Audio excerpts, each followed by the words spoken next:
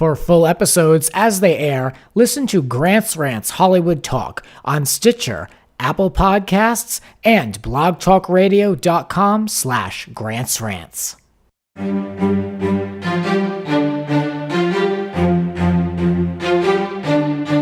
Broadcasting from Hollywood, California, it's Grant's Rants Hollywood Talk. Spring TV is in full swing. What's catching our attention, for better or worse? Cardi B is front and center. Jersey Shore is back, whether we want it or not. And how has Peter Pan syndrome affected reality TV casting? This and a lot more with Yael Tygiel right here. Let the ranting begin. I am joined by Yael Tygiel here at Grant's Rants. Hi, thanks for coming. I'm so excited. Thank you for having me. Of course. It's been a while that we've chatted. We have mutual friends, obviously, through AfterBuzz. Our friend Sam. Yeah, Sam. Yeah, Sam who's been on the show on a panel. I think the Thanksgiving panel he was on. I pulled him in at like the last minute. That's so cute. But I'm really excited also to be back. The last show I did was in New York, and it was a different type of show. If anyone hasn't heard it yet, give it a listen because it was a little different format, and it was fun to edit. Well, it was fun to produce. To edit, I had to edit the whole thing twice, so it wasn't that much of a blast to have to go through a show twice. It's tough. But I'm really glad to be back at my traditional format here in Studio G in person with the mics, and we've got great topics in this show. I'm excited. I'm really excited about these topics as well. I have lots of opinions. Well, you're in the right place. Perfect. I feel the same way. I'll be ready to rant. Let's get into it. Spring TV shows. TV Guide put out a list, and it was more of like a preview of what's to come. A lot of these shows have already made it to air. What are we watching? What are we not watching? What are your opinions, Yael? Yeah, so I just wrote a thing about For the People. It's Shonda's new show, and it's about lawyers. And my friend Jasmine Savoy Brown is one of the stars, and I was like so excited to support her. And the women on the show are great. There are 3 men. It's like an ensemble, kind of like a Grey's thing. The 2 of the 3 men are terrible. And I'm sure it's like they're going to grow and stuff, but I hate them.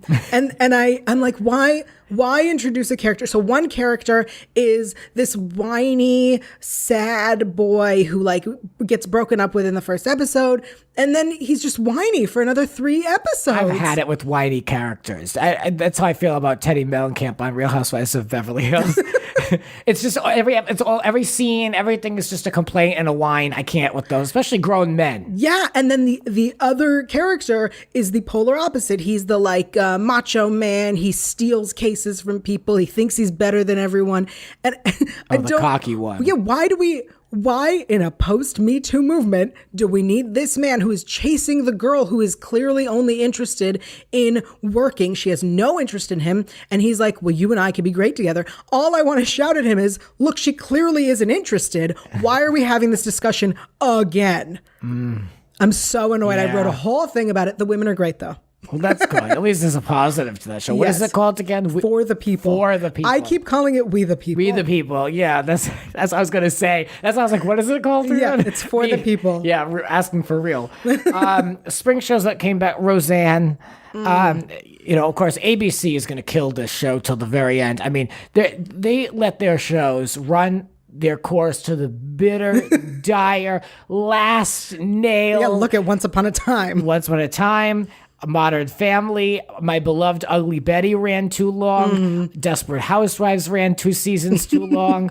They had that show, The Neighbors, which I'll never forget. The Alien Family. I loved that show. It was so stupid. Leave. No, it was the perfect show to watch while you're falling asleep because you don't have to pay attention. Oh my God. I'm not surprised. The View, another show that should have been killed years ago.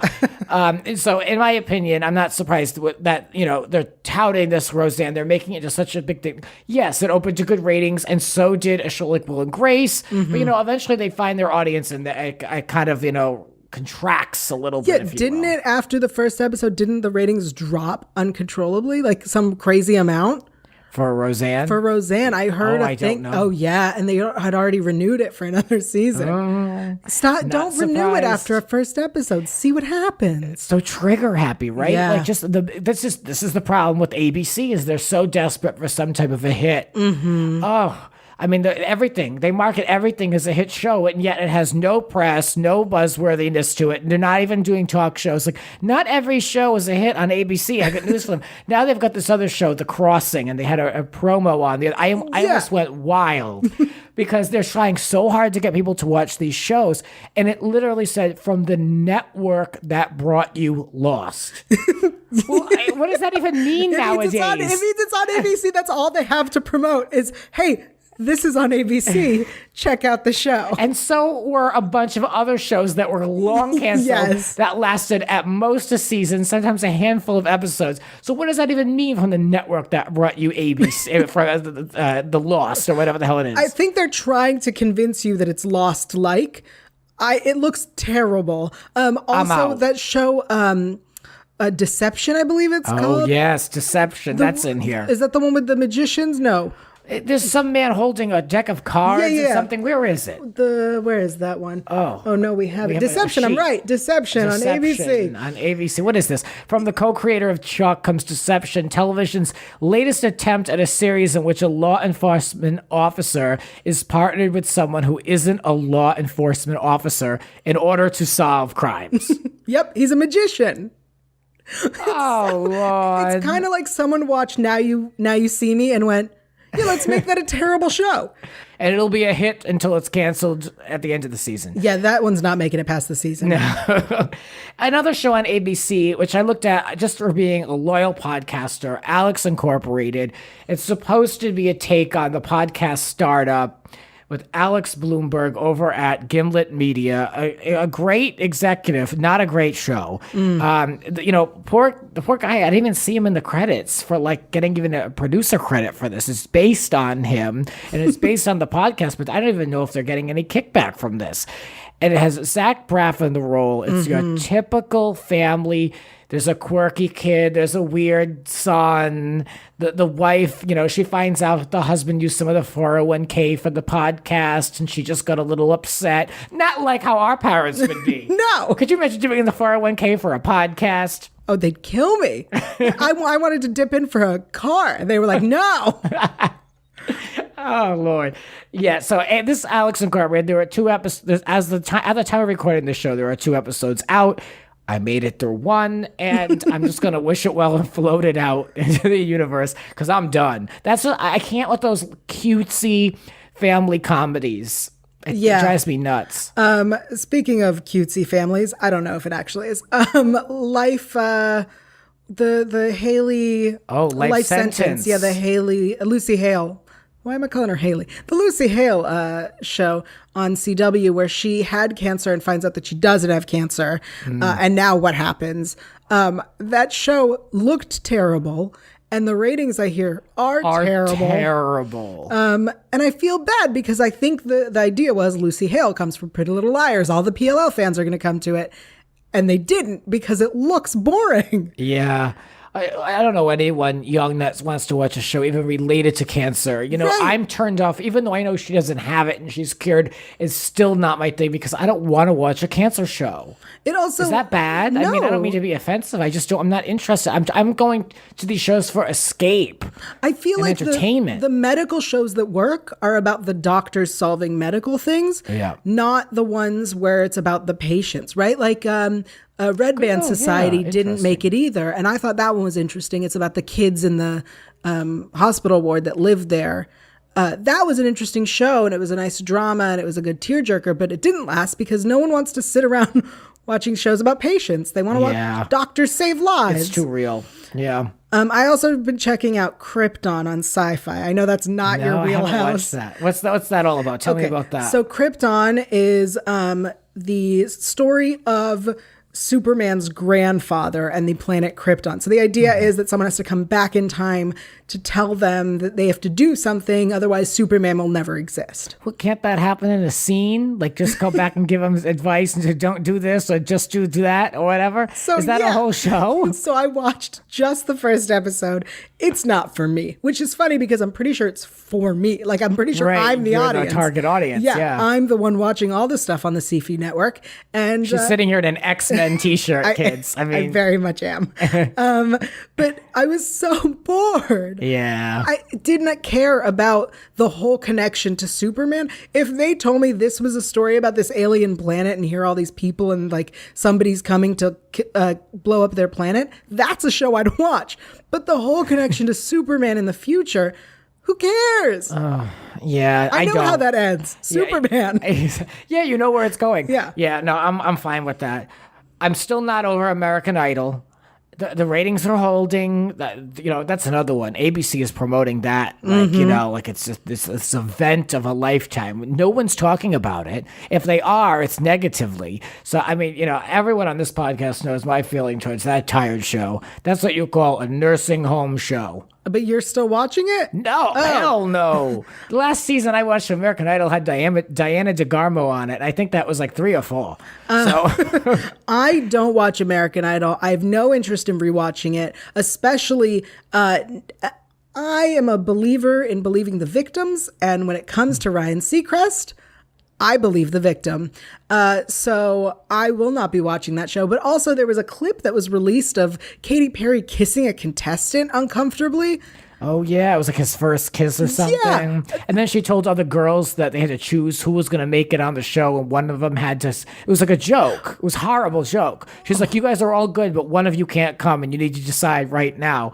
And so all these girls, these young girls looked at each other and they were breaking down in tears because they didn't know what to do. And then she's like, just kidding. You're all going to Hollywood. And I would have slapped her. I'm sorry. I would absolutely watch a show where Katy Perry bullies people. I would absolutely watch that. I would not watch American Idol just to see her bully people. No. Give her a new show, have her bully people. On a positive note, for a Yes. spring show that has returned from the Real Housewives of New York, has totally delivered. And I love just Luann. It all comes back to Luann for me. I'm fascinated. When she's on TV, I'm captivated by her. Bethany is as awful as ever. Ramona is as clueless as ever. Dorinda is as drunk as ever. It's off to a great start. So I'm co-signing. I'm signing right here. I'm co-signing I saw it. for the Real Housewives of New York. It's so good right now. So, any other final thoughts regarding spring shows? There's that show Rise on NBC Yeah. that is, I watched the first episode. It is Glee extra dramatic. So like none of the fun of Glee, just tears. So if you love Glee and all of the really heartbreaking moments of This Is Us, check out Rise. It is a little bit of like a morphed combo of the two. I gotcha. It's so sad. Let's talk about Cardi B and her career. Cardi B's meteoric rise from stripper to superstar. This is an article over in the New York Post. And the album came out yesterday. Yes. We're recording on a Saturday. It came out on Friday. Have you listened to it? I haven't yet listened to it. I meant to, but I got distracted. I got through half of it just because my commute wasn't that long. I got home quick. And it reminds me a lot of Lil' Kim, who I love. I live for Lil' Kim. But it didn't have like the Bodak Yellow catchiness that I wanted from all the songs. But again, I'm halfway through, so I'm optimistic. I'm a big fan of Cardi B as a concept. I less so listening to her speak. I can only take it in small doses, but I love her as an idea. This woman who has worked her butt off, has made it literally from a stripper to a superstar. It's so amazing. And I respect her so much because she has taken ownership of her body. She has taken ownership of her sexuality. And she's going, hey, I'm going to rap about it. And you're going to buy records. And I don't dance now. I make money moving. I love it. She's got like no secrets. This awful disclosure, except maybe this pregnancy. I don't know if this. Oh, yeah. Can I just say this? I am so tired of women using pregnancies as a bargaining chip for press.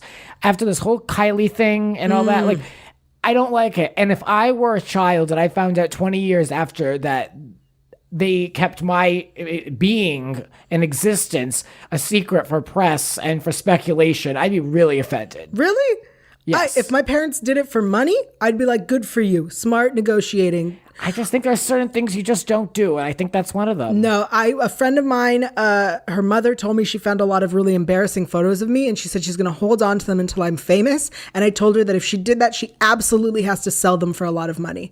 Because if you have a bargaining chip, use it. Yeah, but for a life, though, a child. It doesn't affect the child. It's not like they're doing something to the child. They're just hiding the pregnancy Long term, for I'd money. be pissed. Long term, I'd be pissed. I Really? wouldn't like it. Yeah. Why? No. What does I it don't. affect you? She's supposed to be due by July if this alleged pregnancy is real. I mean, she's performing on SNL this weekend, Yeah. so I guess we'll see.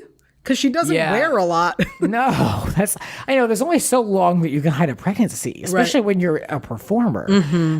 So there's this new album we mentioned. It's called Invasion of Privacy. I'm interested in listening to the full thing.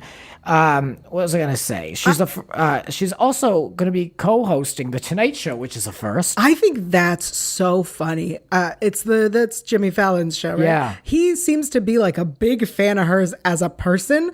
And I think that's so amazing. I don't know if he even likes her music, but I like that he's like, I like this girl. I'm going to let her host the show for the first time. On YouTube, the video of him interviewing her right before Christmas has 14 million views, which is pretty damn good, as far as if you compare and contrast to other interviews. So they're very smart to do it. It's innovative. I don't know if they're going to put 2 chairs behind the desk. I'm trying to see how it's going to be set up, but I'm sure there'll be plenty of water cooler moments and gifts and all this stuff coming out of it. So I love her. I have so much respect for her. And I think that's really wonderful. She's having a great time right now.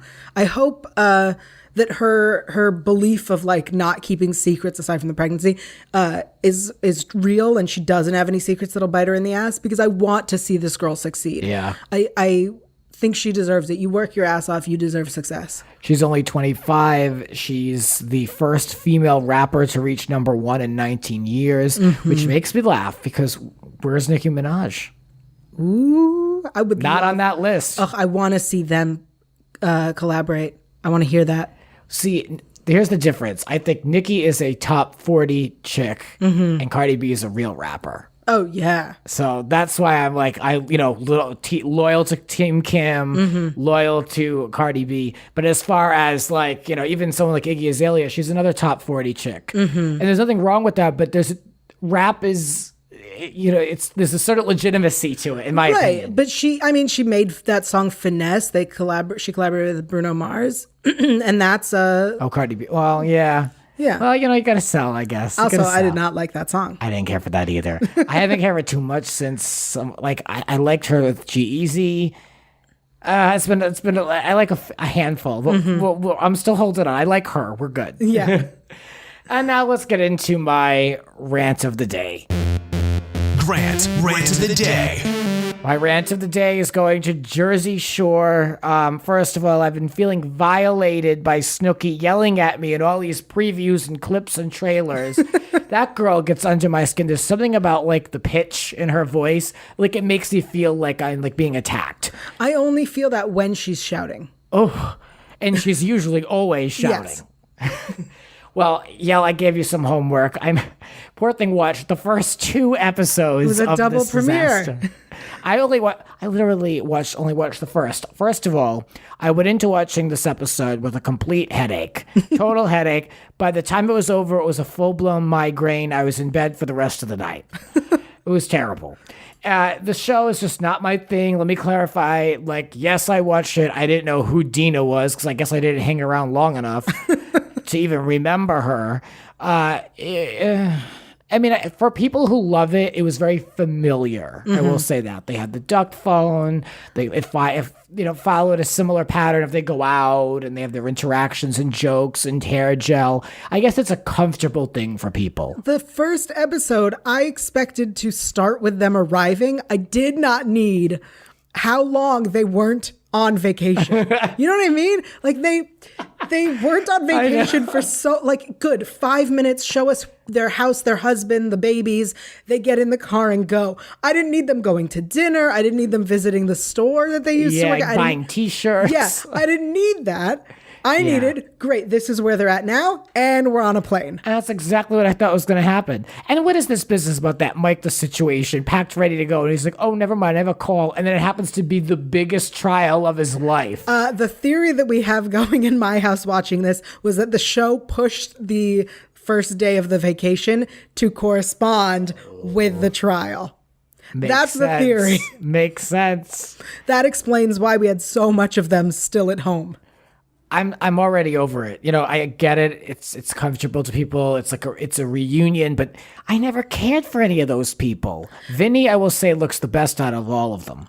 Was he fat? I don't remember him being fat. I don't remember. I just think I don't know, maybe trimmed some fat. Oh, I don't know, but he looks good. He looks nice and lean. I'll say that. Yeah, I mean, they all look pretty much the same, except the situation looks much older. Yeah. And Ronnie also looks older, but the rest of them look exactly the same.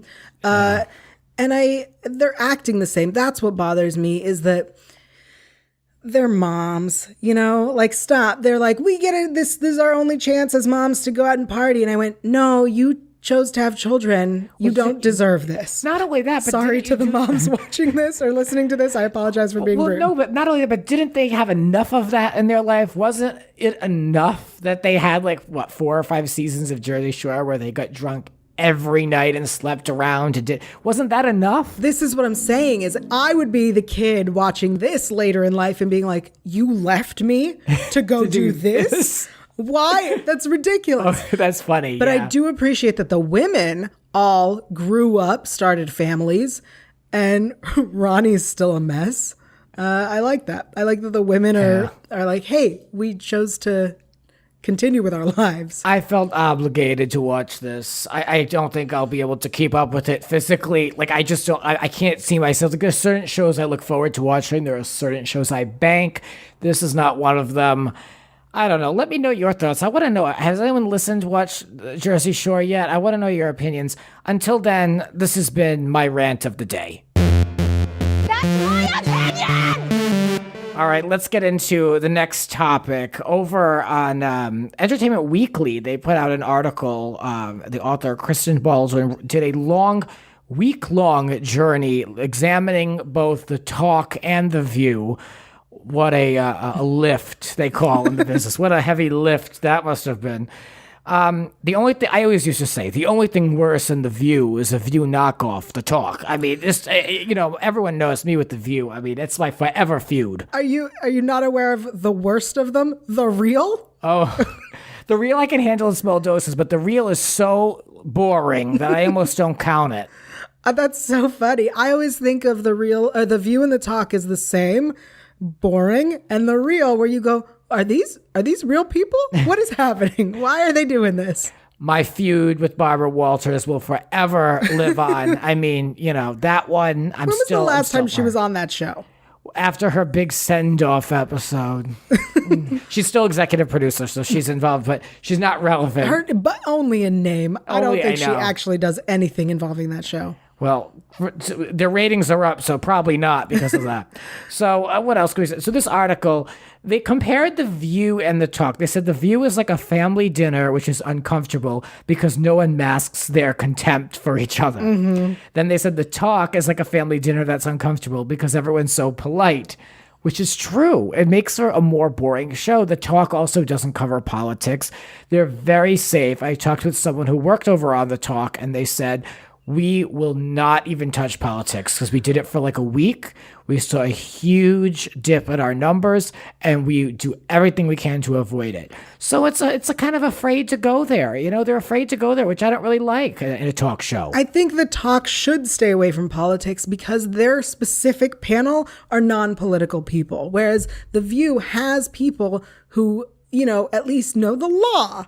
And have a little bit of a political edge. And I think that's why they can go there. I get it. I get your point. Thank you. I think what I would like is if they actually had facts to back up their opinions. Like, that's the thing that bothered me. I was watching, after the Aziz Ansari story, I was watching The View because there was an interesting discussion. And they said, what is a nonverbal cue? That was the conversation they were having about what are nonverbal cues. And they were like, is this a nonverbal cue? Is this? And no one answered. They just kept asking. And I went, how is this helpful to anyone if no one's going to go, yes, let me explain what a nonverbal cue means.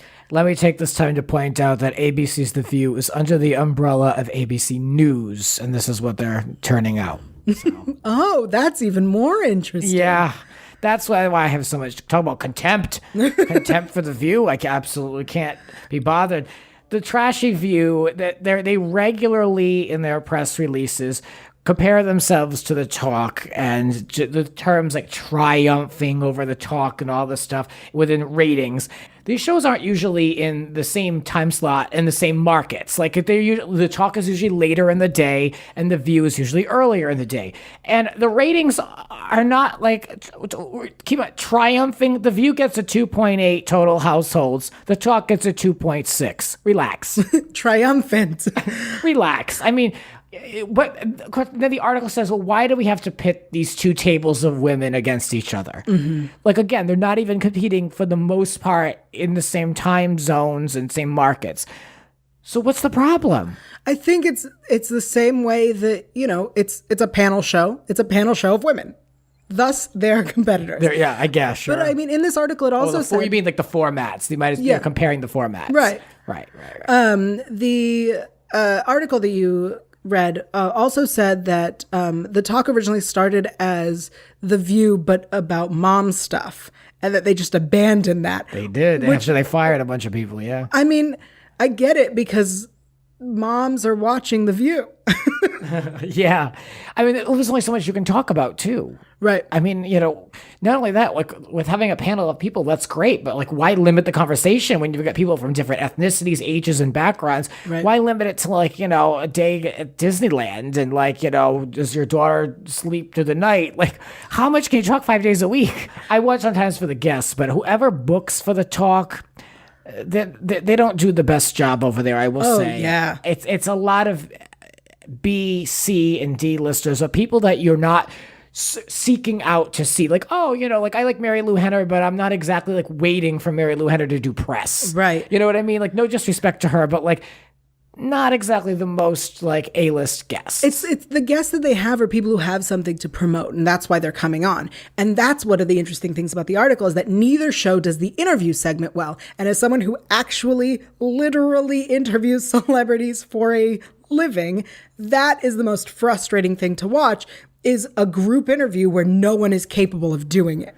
So the idea, I watched when Rebecca Romaine was on the Talk, and they had them in a giant bed doing an interview. Ironically, I also do an interview show in a bed. It's called Yell in Bed. And so they're all in this bed interviewing her, and each of them ask a question, but it's on a card. So literally, she answers the question, and then the next person goes, "Do you like cheese?" Like, reads the question from the card, she answers, and the next person just reads from their card.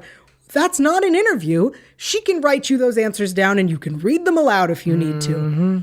It's like, it's like, what's the difference between that and like a rapid fire question for the back page of a magazine? Yeah, that's my biggest problem with a lot of TV hosts, those who just read prompters and have cards in front of them, and they literally aren't using their own mind. They're not being hosts. They're waiting to talk. Yeah. They're literally just reading, and they're given every word by somebody else in somebody else's voice. So that drives me nuts. Yep. As a host, what do you make of these shows? I mean, is one better than the other? No, I think they're all, I wouldn't say they're all equally garbage because The Real really takes that. But the Real is taking the whole brunt of this whole conversation. No, because so low they're not even acknowledged in the article. From what I hear, they've said, at least I've been told they have said, no one does stupid like us. So, that is a quote that I've heard. Well, at least they own it, and they're not sitting up there like entitled, thinking they're running the business like The View. They're triumphant over The View. Yeah, I would say so. I think The View is pretty dirt low, in my opinion, and that's no surprise. I'll never give that show the credit, even though Meghan McCain is a good co-host for that show. They need her on that show. I'll give them that. I like Joy. Yeah, me too. I'd watch a show of Joy and Whoopi. Well, it's basically The View because the others are pretty quiet. Joy and Whoopi, and then Katy Perry comes in and bullies people. Yeah, bullies people in the last half of the show. Yeah. There you go. Well, Star Jones did it for years, so someone's going to fill those big Payless shoes. All right. Well, when we come back, we're going to be talking more with Yael. We're going to be taking a look at this other article about Peter Pan syndrome in reality TV. It references a lot of shows. I want to get Yael's opinion on this. It's actually really interesting read. And then we're going to talk more with Yael, what's going on in her world, that and more in a moment. Now this.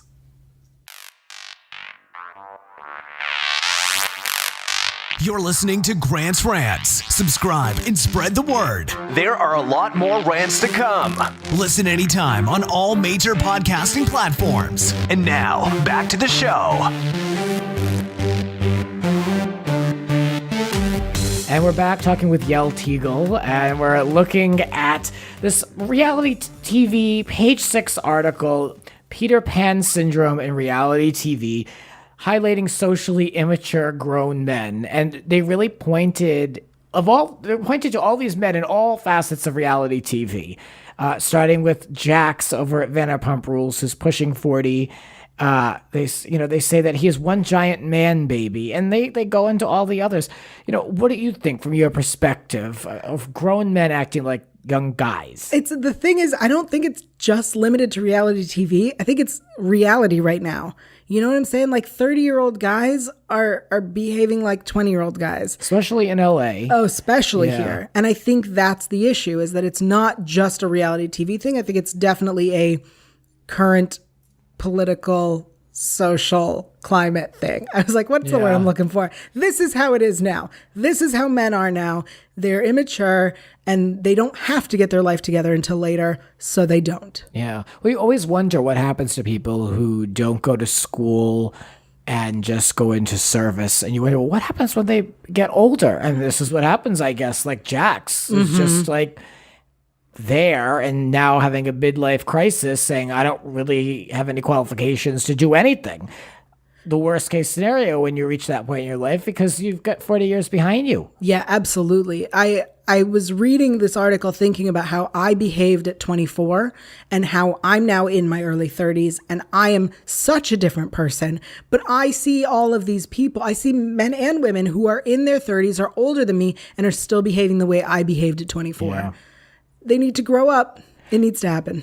For me, I view this complete opposite, because I never really went through that. I was financially independent at 19, pretty much. Like, granted, I was a student, but like I really had to figure stuff out real fast. Thrown into LA, didn't even have a car at the time, and taking public transportation to get to unpaid internships and all the stuff that comes with this business.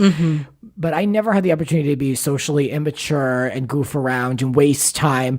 So I kind of missed this step. So I look back at it and feel like I did miss like a part of like my youth. But at the same time, I know I'm going to be so much better for it when I'm Jax's age. Well, it's funny when you're describing yourself, and I was thinking about when I was 24 and I was socially irresponsible, I also had a 9-to-5 day job in a very corporate location. And I went to work and then we drank a ton in the evenings. And then I got up at 6 a.m. and was the first one in the office to make coffee. Like, it was, you find a way to balance it, because that's what I think growing up is figuring out how to be an adult, but also have a social life. And then you get into your 30s and go, I don't need a social life. Yeah, well, I'm not there yet.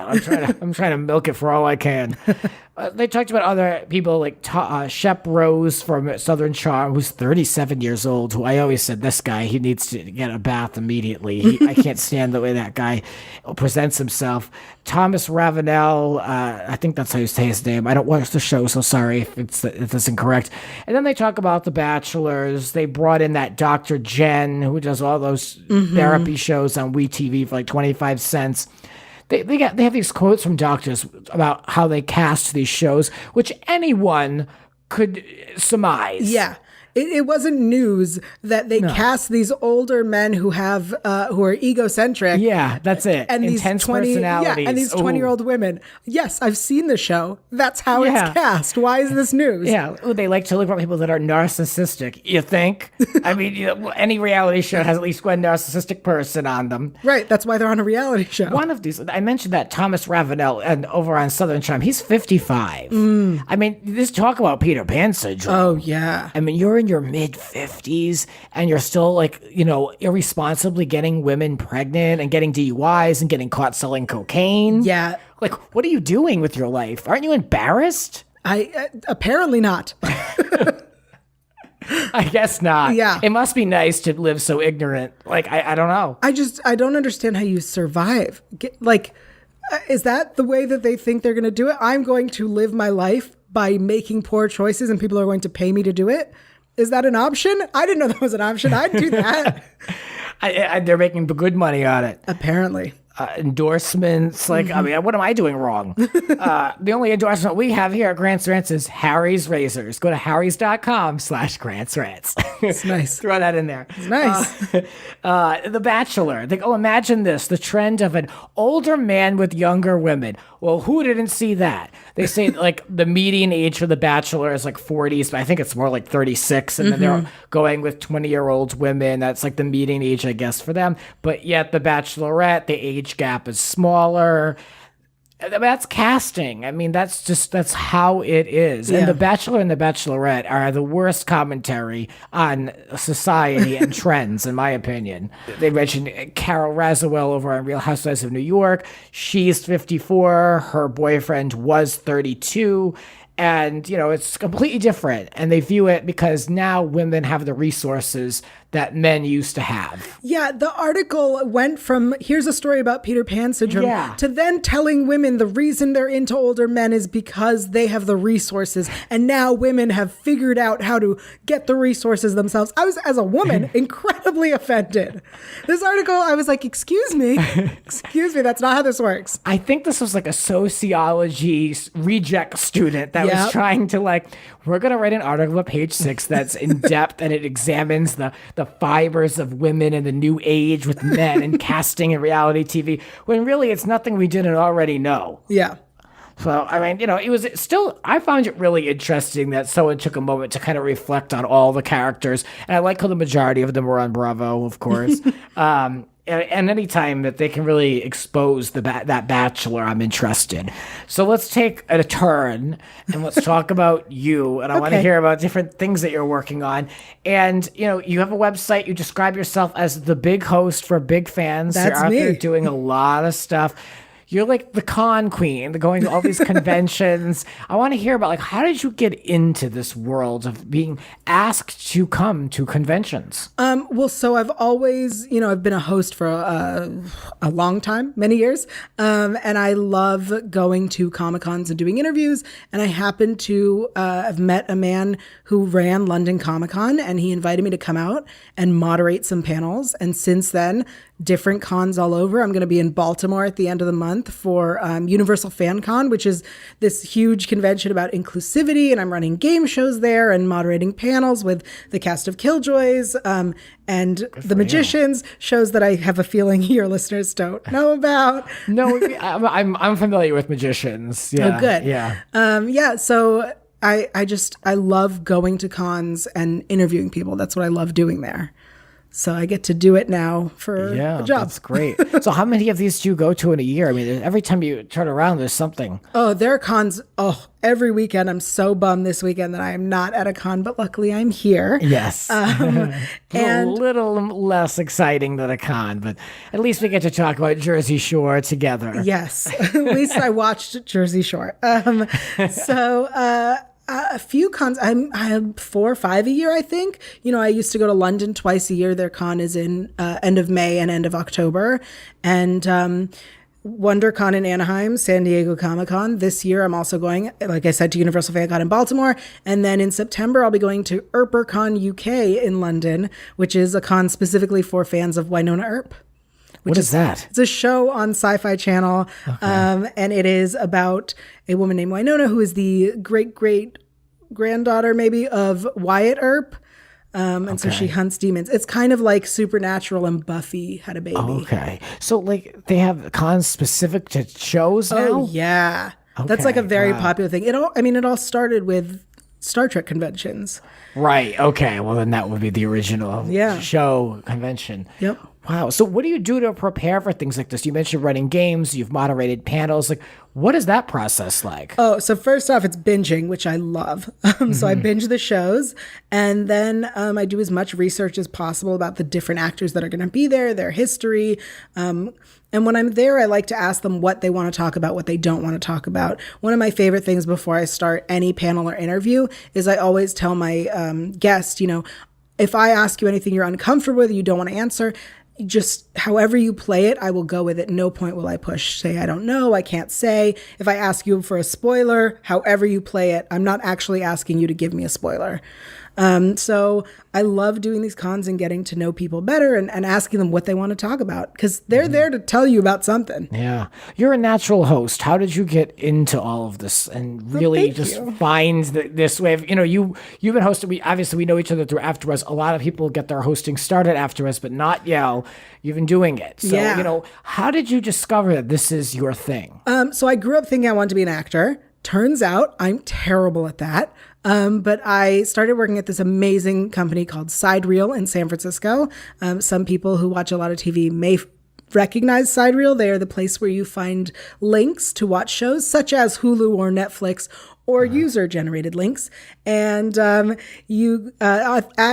Sidereel, I started doing interviews for them at junkets or red carpets and realized that that is something that I'm great at and that I love doing. And I told them that I wanted to keep doing it. And they said, if you want to keep doing this professionally, you should move to LA. So I did. Well, that's great. Yeah. So you're from the Bay Area, correct? Yeah. I grew up in Palo Alto, but I was born in Boston. Okay. How long were you in Boston? It sounds quick. Less than 5 years. Okay. So I don't have an accent because I was raised in the Bay. But any memories when you were 5? Do you have any memories of living there? I'm always curious about like people's memory time span. No, not really. Not a lot of memories from Boston. But I definitely have been told, allegedly, when I get drunk, I shout, "I'm intoxicated." So it comes out like me. When I get tired, it comes out. Just that, apparently. I can't even do the accent. Wow. Yeah. Yeah. That's funny. So you came to LA to do some host work. How did you discover AfterBuzz? Everyone finds it differently. So I was hosting for a place and they were getting bigger and they told me that they were changing the look of the person they have on camera. And for those who didn't catch by the big host for the big fans, I am a plus size woman. And so they wanted someone a little more styles. They told me that I was not the look they were going for. Welcome to the business. Yep. Which I came here prepared for. Kathy Kelly actually started hosting there, so it shows you what another they were looking for. Another AfterBuzz host, yes. Yeah, so it gets you a picture in your head what they were looking for. Right. But they also picked up somebody else who came from AfterBuzz, and so when I got let go, I went, well, if he came from AfterBuzz, I'll go there. Right. And that's how I found it. Wow, yeah. You still hang out at AfterBuzz. You're still working with them. Yeah, I have 2 after shows right now. The Law and Order Special Victims Unit after show, the greatest show of all time, and the Legion after show, which is a superhero show in the X-Men universe, and which it's really you're great. just made for. Yes. Again, sitting across from me in an X-Men t-shirt. Yep. I mean, legit, a perfect fit. It's funny how we do find what's so perfect for us in a way, like brands and TV shows and opportunities to celebrate them that just fit our mold so well. It really, everything does kind of work out if you think about it. If you look back, you think like, wow, that really was like a great fit for me. Or like me, when I think of my time with being able to float from the different housewives shows, like how that feeds into my life, this moment, talking with you and who's listening, and like, it's nice to look back. Hindsight is truly 2020. Right. When you're in it, though. Oh no! In the moment, everything is terrible. It's a mess, and you don't know what's going to happen, and you're worried. I know. It's all nice and clean when you look back, and then you're in the middle of it. It's like, Jesus, what the hell am I going to do? So tell me about the fatgirlshow.com. Yeah, so this is my body positivity blog. I love to cover different plus size issues. It's not specifically about women. We also talk about plus size male models. There's this new app that just started a Kickstarter. It's called All Go, and it's going to be a Yelp for I guess fat people, but it's also like for accessibility. So it's Yelp for, does this place have a wheelchair ramp? Does this place have seats that you can get into easily if you are larger or if you have to transfer out of a wheelchair? Such a fascinating idea. So I cover stuff like that on the Fat Girl Show. And when brands, when Ashley Graham does something, I'm always talking about her. And when brands are using thin models to promote plus size clothing, I'm always ready to yell about that. Yo, I would too. That pisses me off. Oh, yeah. You should see some of the photos. It's ridiculous. Especially what's considered plus size is another story. Mm-hmm. That's nuts to me. People with a straight face, I just can't believe what they pass off as plus size. It's really tough because the plus size model is a size 8 to a size 12, which is ridiculous, especially because a plus size store doesn't even start till a size 14. So it doesn't make any sense. No. Luckily, we have a lot of, there's a lot of movement that's been happening and a lot of progress in the plus size community. We have people like Tess Holiday, who's making a name for herself. There's this great plus trans model. Her name is Shay. She's really beautiful and doing a lot of great stuff. So we've got a lot of progress happening. In this current era, I'd like to think that will all be corrected and that I'd like to think what's considered for real is for real. I hope so. Yeah. So Yael.tv, you've got a lot of stuff with it. You really do create a lot of content. You've got also another podcast that you could mention later. Like, you've got a lot of stuff going on. What exactly will people get out of Yael.tv? So Yael TV is my entertainment site. That's where I write my reviews about things when I get it's mostly when I get angry. I write a review. It's like this show. Yeah, it's like, exactly. I get it. And then it's also where you can find all of my interviews with celebrities from Comic-Con, from WonderCon. I was just at WonderCon in Anaheim, talked to the cast of Timeless, the new show on Freeform called Cloak and Dagger. It was really interesting. And all of those interviews are up now. That's great. Yeah. Well, I loved having you on. This was such a great much. fit. And, I appreciate it so much for just chatting, watching Jersey Shore when I know that's not your jam. But, we had to rant about it. I mean, it's not mine either. So for that, we agree. Would you like to promote your podcast, your social media? What's going on? Yeah, everywhere at Yael Tygiel. That's why AELTYGIEL. I know it has all of the letters. And I have a podcast called Intimate Interrogations, where I bring on a guest. They can remain anonymous, and I interrogate them about something intimate. Not always sex, sometimes embarrassing stories or proudest moments. Some of them are really good, some of them are really boring, but it's all available on iTunes and Anchor. I think it's also maybe on Spotify. And I'm trying to bring it back this season, so hopefully there'll be new episodes. Good, check it out. Intimate Interrogations. I found it in the podcast store, so over at Apple. So it's out there. If you're interested, look it up. I encourage it. So that'll do it for us. Thank you for the chat. Thanks I appreciate for having me. And there'll be more stuff to talk about because there's a lot happening right now, especially entertainment. And I'm glad because, I'm never at a loss to share my thoughts. So we'll be back with more rants. My thanks to Yael. Thank you. This has been Grant's Rants. Support the Rants on Patreon. Follow us on Twitter @It's Grant's Rants. Cover art created by Howie Ronay. Voiceover by Aw Yeah. Original theme music composed by Alexander Arntzen. The Grant Michael Collection.